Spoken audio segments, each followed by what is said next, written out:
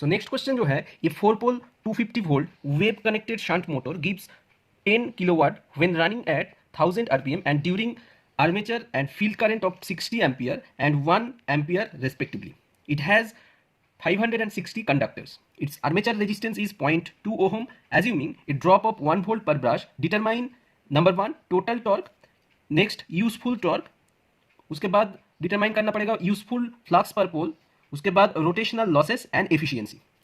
सो यहाँ पे जो मतलब क्वांटिटी गिवन है वो है, फर्स्ट जो गिवन क्वांटिटी है वो है 4 पोल. 4 पोल यहाँ पे मैंने गिवन क्वांटिटी लिख ली है. गिवन क्वांटिटी 4 पोल, भी कितना दिया 250 वोल्ट, ए इक्वल टू 2 लिखा क्योंकि ये एक वेव कनेक्टेड है, मतलब पैरेलल पाथ इक्वल टू 2 होता है वेव कनेक्टेड मोटर के लिए. सो पी आउटपुट लिखा. पी आउटपुट मतलब क्या है, आउटपुट जो पावर है यहाँ पे गिवन है 10 किलोवाट. सो 10 किलोवाट मतलब 10 into 10 to the power 3 watt.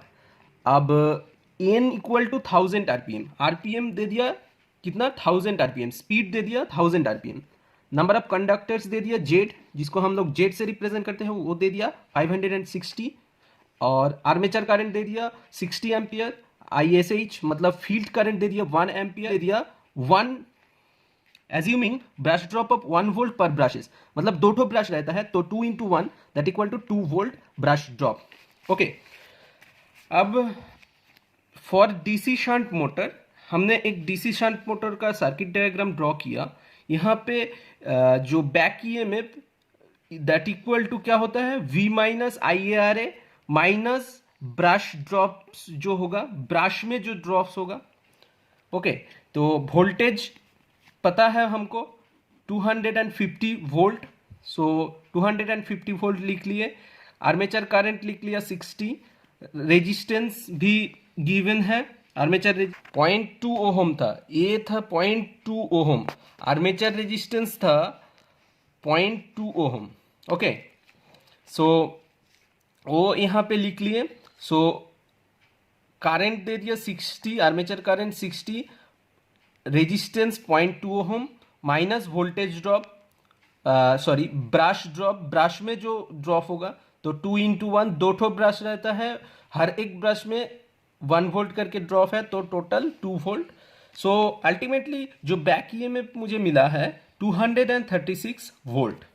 अब क्वेश्चन नंबर 1 पे लिखा है टोटल टॉर्क.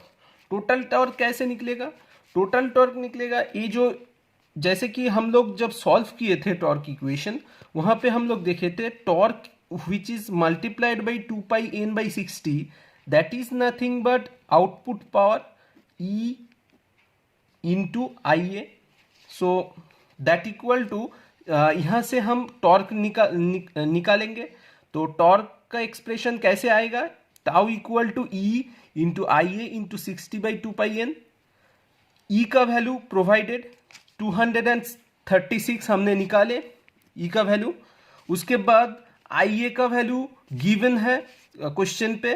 IA के वैल्यू कितना है 60, तो 60 यहाँ पे, और यहाँ पे 60 था विच is multiplied by 60 divided by 2 पाई लिख लिए. n का वैल्यू गिवन है. स्पीड कितना गिवन है, स्पीड 1000 आरपीएम गिवन है. तो अब टॉर्क यहाँ से कितना आया 135.22 न्यूटन मीटर. ओके, टॉर्क मिल गया, टोटल टॉर्क मिल गया. अब नेक्स्ट क्वेश्चन क्या है, नेक्स्ट क्वेश्चन है यूजफुल टॉर्क. यूजफुल टॉर्क कैसे निकलेगा, useful torque is nothing but the shaft torque. Shaft, अब पावर आउटपुट गिवन था 10 kilowatt, that is nothing but 10 into 10 to the power 3 watt. Okay, so useful torque is nothing but useful torque which is multiplied by 2 pi n divided by 60, that equal to power output. जितना भी power output होगा तो that can be written as useful torque that equal to power output कितना था 10 into 10 to the power 3, 10 into 10 to the power 3 लिखा और 60 को cross multiply कर दिया इस तरफ, और ये जो 2 पाई n उसको क्रॉस मल्टीप्लाई कर दिया 2 पाई इंटू एन का वैल्यू पुट कर दिया 1000, सो यहाँ से हमको यूजफुल टॉर्क मिल गया 95.49 neutron meter. So total torque मिला है 135.22 neutron meter and useful torque मिला है 95.49 न्यूट्रॉन मीटर। अब नेक्स्ट क्वेश्चन क्या था? नेक्स्ट क्वेश्चन था number C, useful flux per pole. तो यूजफुल फ्लक्स कैसे निकलेगा ईएमएफ इक्वेशन से? तो ईएमएफ इक्वेशन क्या है? E equal to NP5Z divided by 60 है। सो यहाँ से फाई का एक्सप्रेशन कैसे आएगा? Phi equal to 60 into E, so cross multiply कर दिया just 60 into E into A divided by NP/Z और फाई का वैल्यू यहाँ से निकल आएगा।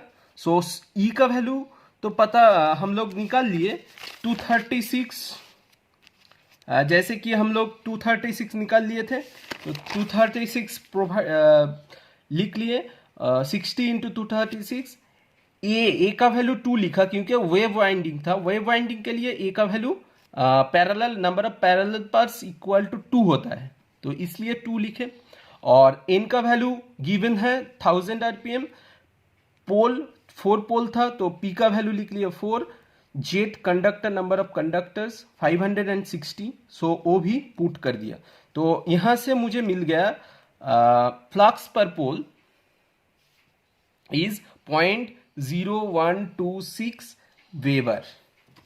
ओके, उसके बाद नंबर डी का क्वेश्चन था रोटेशनल लॉसेस। सो कितना रोटेशनल लॉसेस होगा? अब रोटेशनल लॉस निकालने के लिए जो एक्चुअल में जो डीसी शंट मोटर का एक्सप्रेशन होता है वो हमने लिख लिया, V equal to E plus IaRa plus VB, that is the brush contact losses. यहाँ पे हमने जैसे कि टॉर्क इक्वेशन में हमने किया था Ia से बोथ साइड मल्टीप्लाई किया, और मतलब आर्मेचर करंट से बोथ साइड मल्टीप्लाई किया, तो V इंटू Ia मिल गया। यही तो एक्चुअल इलेक्ट्रिकल इनपुट था। सो उसके बाद ये जो मिला है E इंटू Ia, ये है equivalent electrical equivalent mechanical output, और ये जो था कॉपर लॉसेस इन आर्मेचर, और ये जो टर्म था ये था brush contact losses. Brush contact losses के साथ क्या रहेगा? Ia बोथ साइड मल्टीप्लाई किया था तो Ia रहेगा। अब यहाँ से पावर डेवलप्ड निकालेंगे, तो पावर डेवलप्ड कितना मिलेगा? पावर डेवलप्ड इक्वल टू क्या लिख सकते हैं? V into Ia, V into Ia, उसके साथ जो लॉसेस होगा minus Ia square RA minus brush contact जो लॉसेस होगा VB into Ia, input power minus losses करेंगे तो पावर डेवलप्ड मिल जाएगा। कितना पावर डेवलप्ड हुआ है? तो V का वैल्यू पता है 250 वोल्ट, A का वैल्यू पता है 60, तो ऐसे ही हमने यहाँ पे भी Ia का वैल्यू पुट कर दिया। आर्मेचर रेजिस्टेंस का वैल्यू भी पता है 0.2 ओहम, VB का वैल्यू पता है 2, ब्रासेस में जो लॉसेस है सो 2 वोल्ट लॉस था 2 ब्रश के लिए, हर एक ब्रश के लिए 1 वोल्ट था, तो आर्मेचर करंट भी लिख लिए यहाँ पे। तो टोटल यहाँ पे जो पावर डेवलप्ड मिला है ये है 14,160 वाट। अब rotational losses that equal to power developed minus total power output होता है। तो पावर डेवलप्ड कितना है?